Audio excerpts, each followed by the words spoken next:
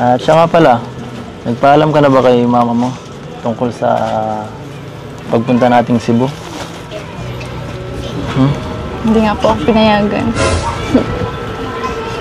Hindi po ako pinayagan ni mama. Hindi ka pinayagan? Bakit? Bakit?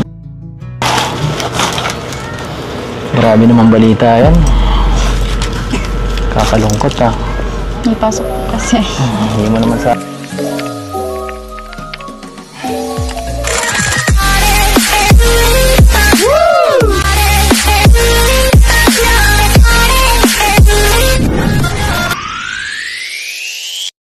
Kaya po ito mga kalingap. Yan o. So, ito po kasi ang ano dito pinaka mahirap gawin. Pinaka effort talaga. Pinaka ma-effort gawin to. Itong paggawa ng pundasyon. Ayan. So, ang dami nito guys. 1, 2, 3, 4, 5, 6, 7, 8, 9. Ayan po. Ang daming poste.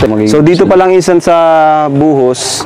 Magkano na insan yung inabot natin? Di ba nag-order tayo nung una? Ang una order natin ay halos nasa nasa 100 plus. Ano yun nasa 130k. Oh, yeah, 130k po yung unang order natin. Siyempre, may bagong order na naman kayo. Bago na yan. 100 plus na naman siguro yun. Oh. So, ganun mga kalingap, kagastos po. Kasi, second floor po kasi ito.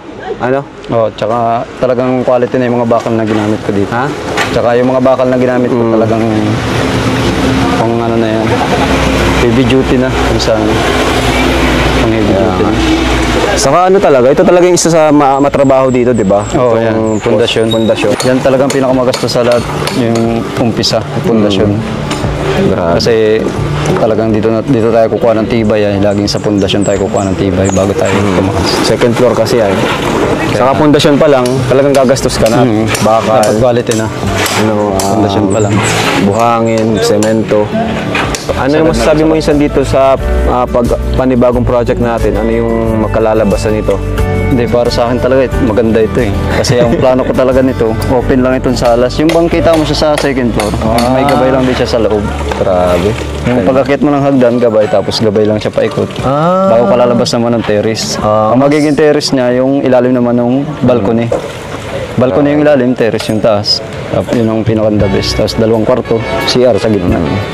Tsaka ito na talaga yung pinakang maganda talaga na pabahay kasi talagang kung halimbawa ay gawin natin sa gabay stainless, napakaganda. Pero sa tingin mo insan, kung halimbawa yung talagang pinakamagandang quality natin, yung sasabi nating maganda talaga lahat ng materials na gagamitin natin, mga magkano kaya nga abutin? Ay, mga 3 milyon. 3 milyon? 3 milyon. Grabe. Oo, 3 milyon ito.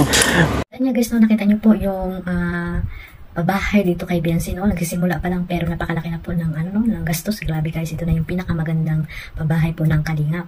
Ayan, sabi din ni Super Mac, di ba? Talagang nagugulat at namamangha si Kalingap Rab. So ayan, bago po natin umpisahan ang ating reaction video dito sa clip video na kinuha ko po dito kay Kalingap Rab. Ayan, shoutout muna kila Kuya Bal Santos Matubang, Ate Edna Vlogs at Kalingap Rab. Sa lahat po ng mga nasa landing pad, ambassador, deputy at mga Kalingap, scouters, ay mag-iingat po kayo at shoutout po sa lahat.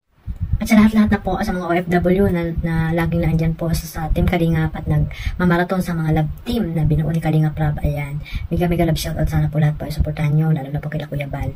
Ate Edna, ayan, supportahan nyo din po sila. At syempre po sa lahat na masipag na charity vlogger po dyan sa Pilipinas. So ayun nga guys, ito nga po yung nakma ko po dito sa EDSAY po, yung love team na EDSAY, itong vlog na ito ni Kalingap Rab na talaga namang napakalaki ng bahay ni ni Biancy. Talagang ito na yung pinaka magandang bahay at matibay na bahay. Ito na hindi basta-basta ang pabahay talaga yung pabahay doon kila Biancy.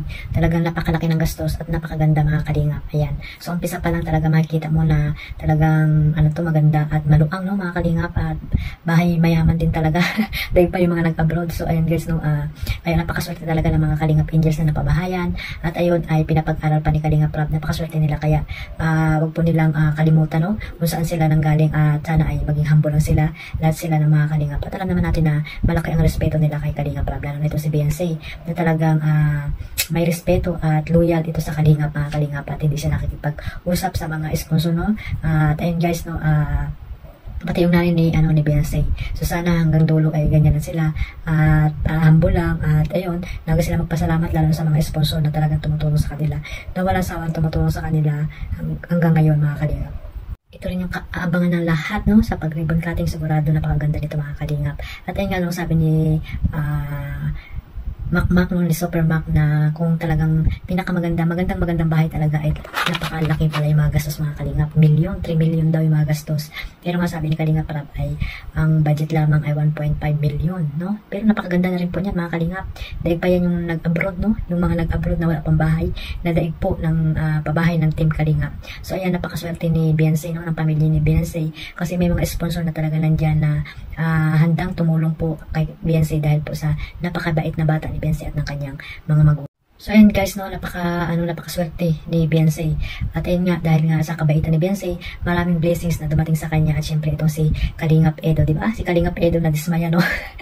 Akala niya hindi siya makakasama sa Cebu. Ayan, na-prank ni Beyonce itong si Kalingap Edo. Yun, ayun nga, ang nasabi ni Kalingap Edo ay hindi siya naging masaya, no? Hindi siya masaya dahil nga ang akala niya talaga hindi siya payagan ng kanyang mga magulang. So ayun, di ba paalam pa ni Kalingap Edo na sa katunayan na sasama talaga si Beyonce or hindi. So ayun, sabi ni Beyonce, hindi, biro ko lang yun.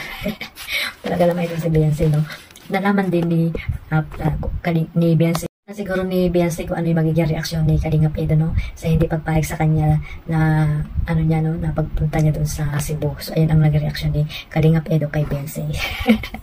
Nakakatuwa sila mga kalingap, no, kasi nga bagay na bagay talaga sila, tahimik at ayun, no, family oriented din itong si Beyonce at si Kalingap Edo. So sana guys, supportahan natin itong love team nila, no, na EDSA. Ayan, i-marathon lang po natin, focus lang po kayo sa pagmamarathon para mas marami pang million views na dumating po dito sa tambalang EDSA, no. Supportahan din natin itong iba pang mga vlogs ni Kalingap Rab, no.